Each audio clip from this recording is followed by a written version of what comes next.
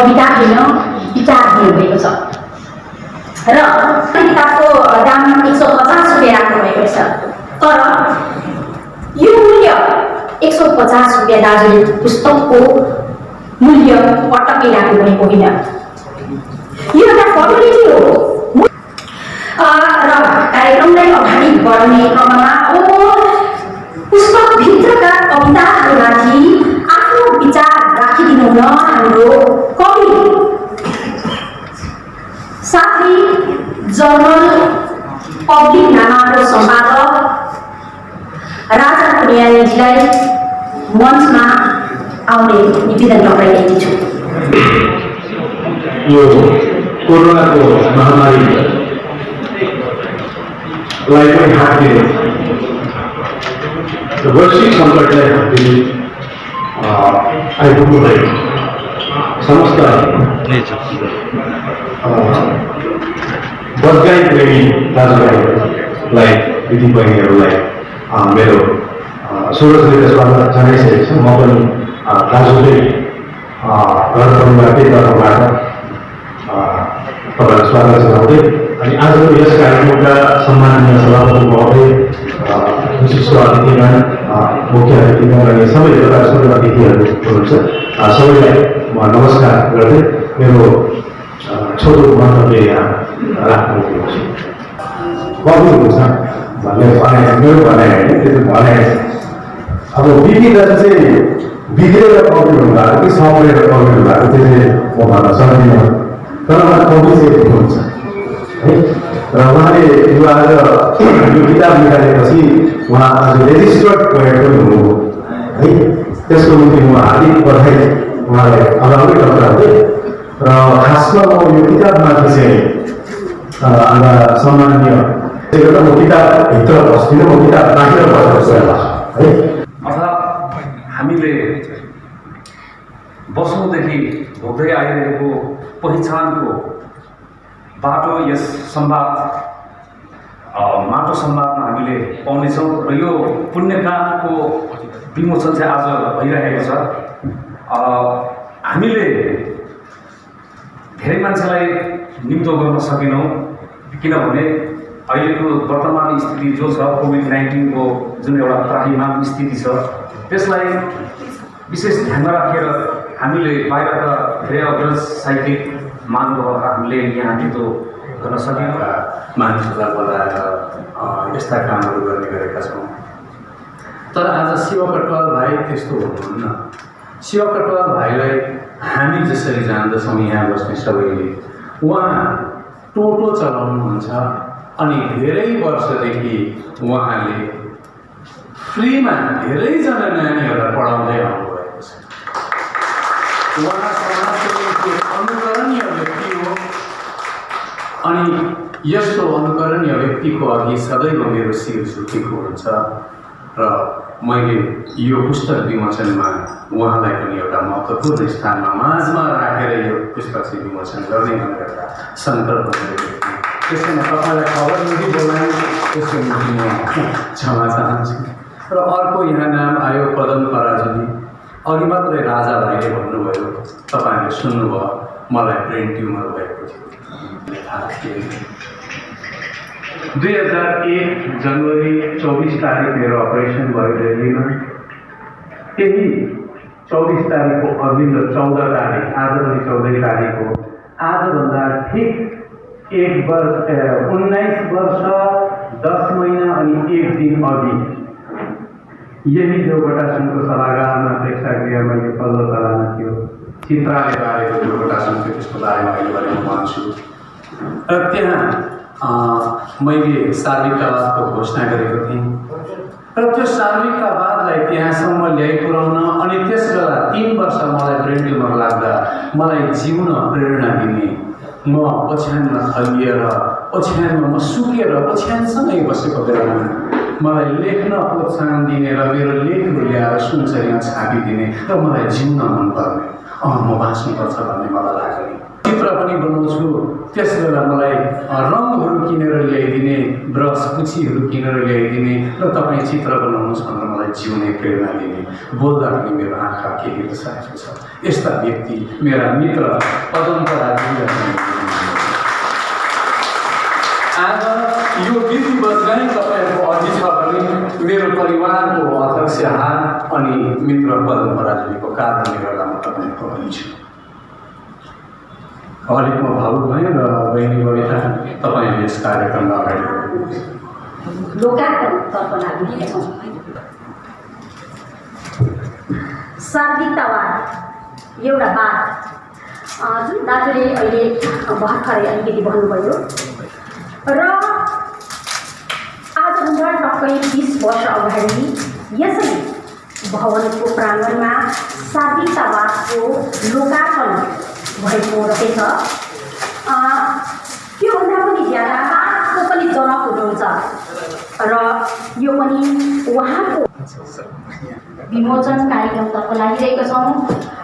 अघि मैले यहाँ धन्यवाद दिने क्रममा विशेष धन्यवाद दिनुपर्ने यहाँहरू विभिन्न र कार्यक्रम जति सक्दो समयमै अरू धेर खेर नफालेर म सिधै अब आजको यस समारोहमा स्वागत भाषण राखे यस मञ्चमा निम्ते कुनै पनि प्राकृतिक आपदाहरूले नष्ट गर्न नसक्ने ब्रिज बनायो अनि त्यो 1998 मा त्यो ब्रिज बनेपछि त्यसको उद्घाटन पनि भयो। त्यो ब्रिजले त्यो सहरको एकपट्टिको यहाँ अरू सानो ब्रिजहरू थियो तर त्यो ब्रिज देशको सबभन्दा उत्कृष्ट ब्रिज पुल उद्घाटन भइसकेपछि अक्टोबर महिनामा त्यो देशमा त्यो ठाउँमा यति डरलाग्दो वर्षा भयो कि 4 दिनमा 75 इन्चेस वृष्टिपात भयो, जो चाहिँ 6 महिनामा जति वृष्टिपात हुन्थ्यो त्यो ठाउँमा 4 दिनमा भयो। गर्दाखेरि त्यो देशभरिको जति पनि ठुल्ठुलो ब्रिजहरू थियो सबै भत्कियो, 7,000 मान्छे मर्यो। अनि त्यही ब्रिज मात्रै खडा थियो, ब्रिजको यतापट्टिको बाटो पनि छैन, उतापट्टिको बाटो पनि छैन, चारैपट्टि जलथल छ, बाटोमा त्यो ब्रिज मात्रै छ। बुझ्दै जानुहोस् है, जब सबै कुरा शान्त भयो त्यो नदीले, त्यो नदीको नाम छोटो लेगा भन्ने नदी हो, छोटो लेगा नदीमाथि बनिएको ब्रिज हो। त्यो नदीले आफ्नो कोर्स चेन्ज गर्यो, ब्रिज यतापट्टि छ, नदी यताबाट बग्दैछ। बुझ्नुहोस् है। अब कोरोना कालपछि संसारमा दिन प्रतिदिन यस्तो परिवर्तनहरू आउँदैछ।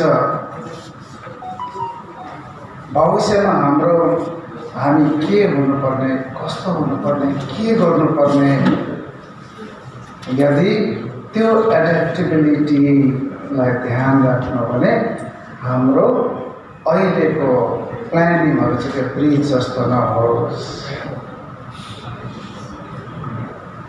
ब्रिज मात्रै हुन्छ, नदी अर्कोपट्टि हुन्छ।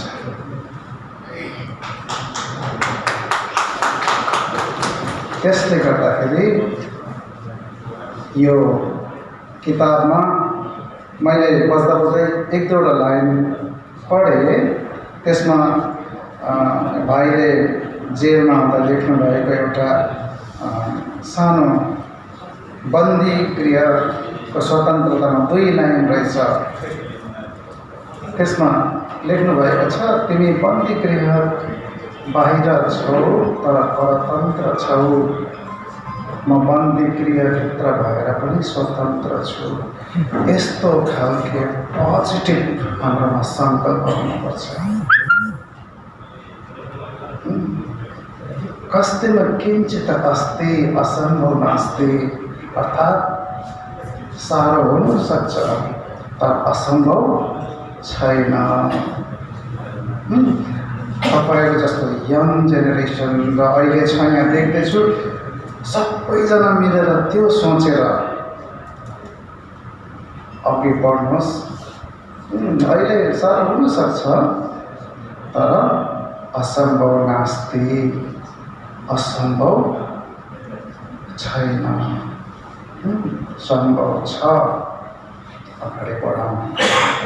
अनि जति पनि जुनै पनि विधाबाट हामी हाम्रो जातिलाई, हाम्रो समाजलाई अगाडि लाने चेष्टा गर्दैछौँ, एउटै कुरा चाहिँ ध्यान राख्नुपर्ने हो।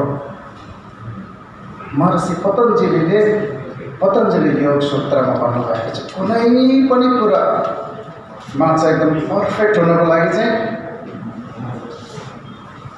एउटा कुरा भन्नुभएको छ, यो चाहिँ सत्वदीर्घकाल नैरन्तर सत्कार सेवित दृढ भूमि। लामो टाइमसम्म नैरन्तर विदाउट एनी इन्टरेक्सन, सत्वदीर्घकाल नैरन्तर सत्कार सेवित, जे काम गर्छ त्योमाथि पक्का 100% आस्था राखेर अघि बढ्यो भने त्यो कुरा चाहिँ वेल इस्टाब्लिस दृढ भूमि भन्छौँ। त्यसले गर्दाखेरि जे छ हाम्रो मनमा इच्छाहरू, सङ्कल्पहरू यस्तो होस्, कन्टिन्युअस विदाउट एनी इन्टरप्सन, त्यसमा हाम्रो आस्था होस्, या त्यो जुन चाहिँ हाम्रो सपना छ, सङ्कल्प छ, काम छ, त्यसलाई पूजा गर्दै हिँड्यो भनेदेखिलाई वेल इस्टाब्लिस हुन्छ। हुनसक्छ हामीले देख्न सक्दैनौँ तर हाम्रो फ्युचरको भविष्यलाई हामी पक्कै देख्नेछौँ। यति भन्दै भाइलाई त्यो रहेको 9 किताब पनि छिटो निकाल्नु भन्दै आशीर्वाद र शुभकामना सहित म रिपोर्ट दिँदैछु।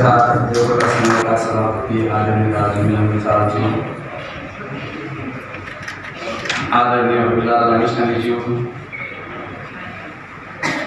उपस्थित सबै साहित्यकार, पत्रकार, राजनीतिक मित्रगण, सङ्गीतकार,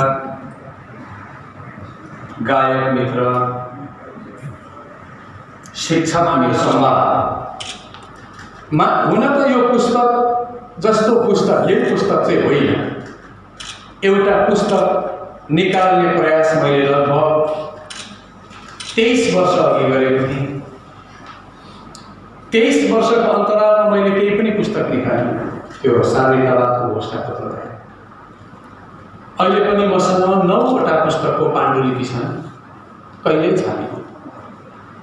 छाप्न मन लाग्थ्यो, कहीँ कतै केही बिग्रिरहेको देख्थेँ, त्यो छाप्ने पैसा त्यसैमा काम लागोस् भने त्यता लगाउँथेँ। मैले आफ्नो कथा कविताहरू दियाउने केही गर्ने प्रयासै गरेँ। तर यो पालि त्यो 23 वर्ष अगाडिको सपना यहाँ माटो संवाद बनेर उभियो। यसमा केही नयाँ कुराहरू छ।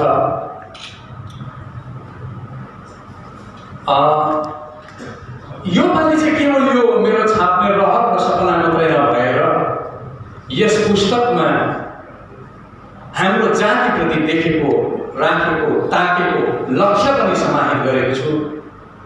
र यो केवल सपना मात्रै नभएर हाम्रो एउटा सामूहिक लक्ष्य पनि हो भनेर म यहाँबाट घोषणा गर्न चाहन्छु।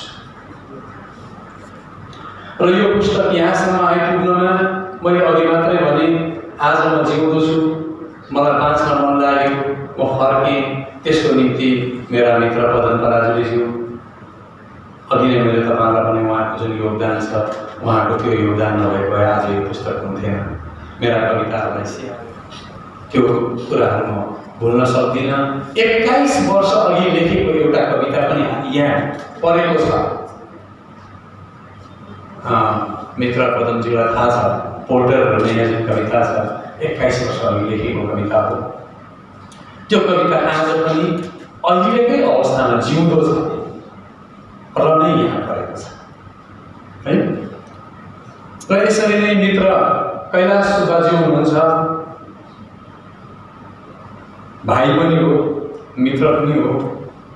उहाँले मलाई आएर एकदमै झन्झेकाउनु भयो, हुँदैन बल्दैछु, अब कविता तपाईँले निकाल्नै पर्छ, यसमा थुप्रै कुराहरू छ समाजलाई दिने, यो लुकाएर राख्नु हुँदैन, तपाईँले निकाल्नै पर्छ भनेर मलाई पुरा झन्झेकाउनु भयो। उहाँहरूको त्यो झन्झकाइ, त्यो आत्मीयता, त्यो मायाको नामले आज उहाँको सम्पादन रोकिएको छ। र तपाईँहरू यसरी सबैजना आइदिनु हो बोलाउँदा, सबैकोमा म पुग्न सकिनँ नि त दिन। 4-5 दिनको छोटो समयमा यो सबै व्यवस्थापन पनि मिलाउनु पर्ने, सबैतिर पुग्न नसक्ने, फेसबुकमा देखेको भरमा, फोन आएको भरमा, वाट्सएपको भरमा तपाईँहरू जतिजना पनि आइदिनु हो। तपाईँहरूले केवल मलाई मात्र माया गरेर आउनुभएको होइन, मलाई अवश्य माया गर्नुहुन्छ।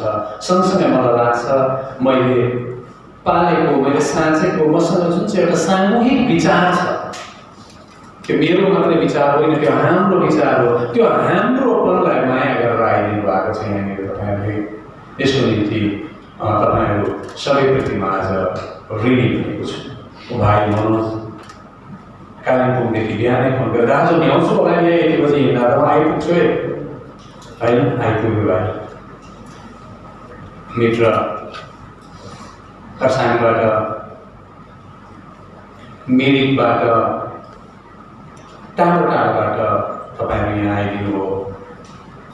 तपाईँहरू सबैलाई म नमन गर्दछु र म केही कुराहरू लिखित भन्छु, केही कुराहरू अलिखित भन्छु।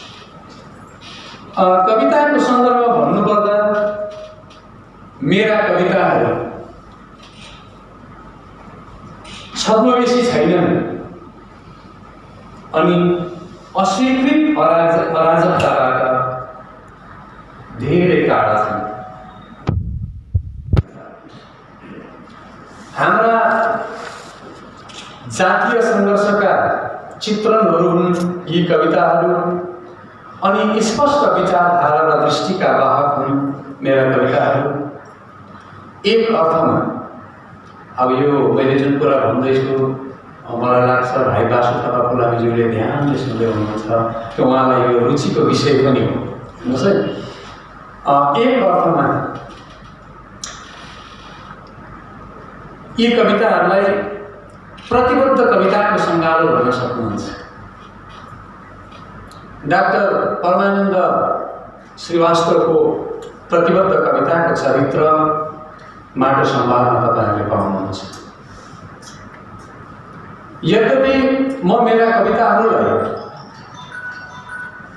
प्रतिबद्ध कविता भन्न रुचाउँदिनँ, म अकविता भन्न रुचाउँछु म आफूले स्वयं। किनभने मेरा कविताहरू कालधर्मी कविताहरू, माटो संवादमा भएका कविताहरूले भविष्यमा कुनै प्रकारको झन्डा गाड्नु छैन। वर्तमान सामाजिक अवस्थाको सीमित समयभित्र आवश्यकताको बिरुवा रोपन नै माटो संवादका कविताहरू। हाम्रो वर्तमान सामाजिक अवस्था कति राम्रो हुन्छ भन्ने कुरा त्यो त तपाईँ हामीमा नै निर्भर गर्ने कुरा। यस पुस्तकमा भएका कविताहरू भाषा अनि प्रस्तुतिगत सम्बन्धमा प्रतिबद्ध छैनन्, कविताहरू लचिला छन्। यसैले गर्दा पनि मेरा कविताहरूलाई म अकविता नै भन्न रुचाउँछु। अकविता पनि कविताको एउटा अंश नै हो र अकविताका सूत्रधार प्रयोग डाक्टर श्याम परमार, जगदीश चतुर्वेदी अनि रविन्द्रनाथ त्यागीहरूले अकविता सन्दर्भमा राखेको मान्यताले भन्छ, बात बोले हम नहीं। ठेट नेपालीमा भन्नु हो भने कुरोको चुरोले बोल्नेछ, कुरोको चुरोले बोल्नेछ, कविताले होइन हामी हो। कविले अर्थ लगाउनु पर्ने। अकविता भनेको कविता बाहिरको साहित्य पटक्कै होइन, कविताभित्रकै अकविता जस्ता कविताहरूमा आज गोर्खा समाजलाई सुम्पिन गइरहेको छु। मैले कविता, अकविता तथा प्रतिबद्ध कविता जे नै भने पनि अनि म स्वयं सार्वजनिकवादको जनक भए तापनि मेरा कविताहरू पाठक मनसँग खेल्दा मेरा मन्तव्य अनि वादका हेजिमनीहरूबाट मुक्त भएर खेल्ने कविताहरू भन्ने मेरो सदिच्छा छ। अब तपाईहरु धेरैलाई बिपी बजगाई बोल्दैछ भन्दा बिपी बजगाईले बोल्ने चरित्र त यस्तो होइन, अर्कै छ। त्यस्तो कस्तो सुन्न पनि मन लाग्छ, तर म त्यो एक्सट्रिम पोइन्टमा आज जान चाहदिनँ। यद्यपि म छोटोमा मेरा स्वयंका केही कुराहरू जुन तपाईहरुको मानसमा अल्झिरहेको छ, बजगाईले यो किन गर्यो, किन आज यस्तो भयो, तपाईहरुको अपेक्षा कहीँ कतै चोट लागिरहेको त छैन हो, मलाई थाहा छ। एउटा ठुलो समूहले, एउटा ठुलो संख्याले म प्रति केही अपेक्षा राखेका छन्। मैले भुलेको छुइनँ। मैले मेरो राजनीतिक जीवनमा म जेल पनि गएँ र जेलबाट बाहिर निस्किएपछि धेरैजनाले मलाई सम्पर्क गरे, फोन गरे। त्यति बेला सम्पर्क गर्दा पनि धेरै आँखाहरू रोए, लाखौँ आँखाहरू रोएका छन्। मलाई जेलमा भेट्न दिनमा 200-250 जना आउँथे। कोही यति गरिब हुन्थे, कुखुरा बेचेर आएका हुन्थे, बाख्रा बेचेर मलाई भेट्न आएका हुन्थे। ती कुखुरा बेचेर आउने, ती बाख्रा बेचेर आउने, म जेल जाँदा रुने आँखाहरू, ती आँसुहरू, त्यस आँसुलाई मैले सम्मान गर्न सकिनँ भने मेरो जीवन व्यर्थ जानेछ। त्यो आँसुहरूले देखेको राखेको आकांक्षा, त्यो सपना, म प्रतिको विश्वास, त्यो अपेक्षा मैले बोक्न सकिनँ भने म जिउनु व्यर्थ हुन्छ। त्यसले गर्दा हो तपाईहरुले ममा एउटा परिवर्तन अघि राजा भाइले भन्दै थिए, दाजुले ठ्याक्कै अडेर बस्न सकिनँ। म राजनीतिमा दलगत राजनीतिमा अडेर बस्न सकिनँ। किन सकिनँ भने त्यो ठुलो जमातले, त्यो जमातभित्र तपाईहरु पनि हुनुहुन्छ, तपाईहरुले देखेको अपेक्षा भुइँमा खस्न नदिनको लागि, तपाईहरुले देखेको अपेक्षालाई मर्न नदिनको लागि, तपाईहरुले देखेको अपेक्षाको पखेटा जल्न नदिनको लागि म दलगत राजनीतिबाट बाहिर निस्केँ। र म छोटकरीमा मेरा स्वयंका केही कुराहरू अनि कविताको उद्भव, कविताको गर्भको बारेमा केही कुरा भन्न चाहन्छु। 12 जुन 2020 मैले दलगत राजनीतिबाट बिदा लिएको दिन। आज दलगत राजनीतिबाट बिदा लिएको लगभग 4 महिनापछि यस साहित्यिक कार्यक्रममा तपाईहरुले एउटा सामाजिक राजनीतिक चेतना बोकेको साहित्यिक कृति, राजनीतिक पनि हो, भेट गर्न पाउँदा मलाई अत्यन्तै हर्ष भइरहेको छ। तपाईहरुको माझ बोलिन पाउँदा म अत्यन्तै हर्षित देखिएको भएको छ। हो, म आज राजनीति बोल्न चाहदिनँ, तर हाम्रो जीवन राजनीतिले कसिलो भएर बेरिएको हुनाले हामीले फेर्ने श्वास प्रश्वास समेत राजनीतिक हुने गरेको छ।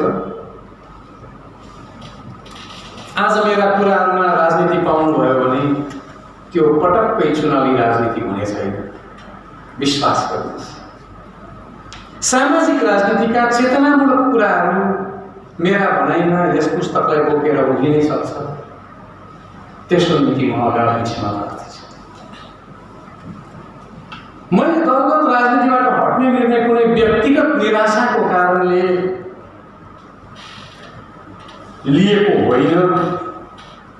समान राजनैतिक अधिकार, सामाजिक समता, व्यक्तिगत स्वतन्त्रता, बन्धुत्व, शान्तिका लागि झुट र फरेबबाट टाढा रहेर जनआकांक्षाको प्राप्तिको निम्ति सङ्घर्ष गर्नलाई लिएको निर्णय हो दलगत राजनीतिबाट बाहिर गएको। यो कुरा पक्का हो कि सत्ताधीश अनि सत्तारूढहरूले मेरो विश्वासलाई पटक पटक तोडेका छन्, खण्डित गरेका छन्। पक्का नेतृत्व भनेको मलाई लाग्छ सत्तारूढ हुनु हुँदैन, स्वप्नदर्शी हुनुपर्छ। नेतृत्व लक्ष्यसम्म पुग्न सक्ने स्वप्नदर्शी हुनुपर्छ। अनि नेतृत्वको विचार सदैव रचनात्मक हुनुपर्छ। लोकनीति, राजनीति र लोकनीति हामीले अलिकति बुझौँ। लोकनीतिलाई उभ्याउन नै मैले दलगत राजनीतिबाट विदा लिएको हो र केवल कविता मात्र होइन, कुनै पनि साहित्यले, कथा होस्, कविता होस्, कुनै पनि साहित्यले, कुनै पनि रचनाले लोकमतलाई उभ्याएको हुन्छ। साहित्य भनेको लोकमत उभ्याउने एउटा प्रभावी साधन हो। माटो संवाद पनि त्यस्तै बनोस् भन्ने मेरो सदिच्छा छ। बाँकी त तपाईँहरूको हातमा छ। एउटा कुरा चाहिँ हामीले बुझ्नुपर्ने हुन्छ। अब हामी यहाँ सबै धेरै कुराहरू चिन्तन गर्नेहरू नै छौँ। यहाँ जति पनि भेला भएका छौँ, समाजका चिन्तकहरू नै हामी भेला भएका छौँ। एकपटक म केही भन्न चाहन्छु, यसलाई गमेर बुझौँ। गोठ मासेर, कुरा बुझ्नुहोस् है, गोठ, गाई गोठ मासेर बारी बाँझो राखेर स्कुल ड्रप आउट हुँदै नागरिक आवश्यकतालाई घर दैलो पुर्याउने बाटोलाई अतिक्रमण गर्दै बौद्धिक जमातलाई प्रश्न उभ्याउँदै भाषालाई बलात्कार गर्दै शिक्षालाई तर्पण गर्दै सामूहिक संस्कृतिलाई टुक्रा पार्दै गाउँको ठुटे ठिकादारदेखि सहरको भाइजीहरूको हजुरिया संस्कृतिलाई मलजल गर्नेहरूले नै गोर्खा आकांक्षा उभ्याउने कुरा गर्दै गरेका हुन्छन्। यो तीतो सत्य हो पिच्छा, यो तीतो सत्य हो, तीतो